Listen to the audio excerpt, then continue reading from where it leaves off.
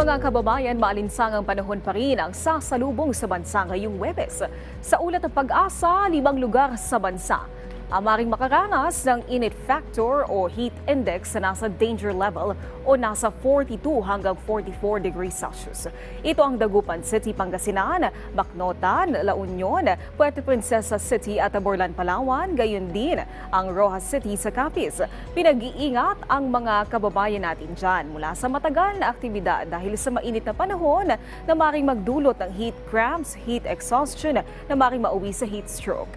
Halos nasa danger level din ang inaasahang heat index sa Metro Manila na posibleng bumalo sa 39 to 40 degrees Celsius.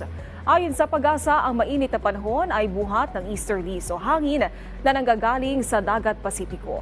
Sa kabila nito ay may posibilidad din ng bahagyang maulap hanggang sa maulap na papawiri na may isolated rain showers at thunderstorm sa Metro Manila at iba pang lugar sa bansa.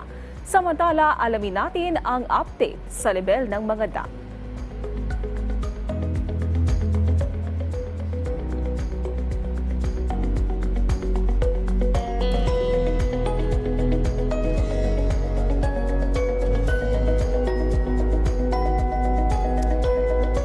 At paalala muli sa ating mga kababayan para maging ligtas sa lahat ng pagkakataon mula sa epekto ng pabago-bagong panahon. Ugaling tumutok dito lang sa PTV Info Weather.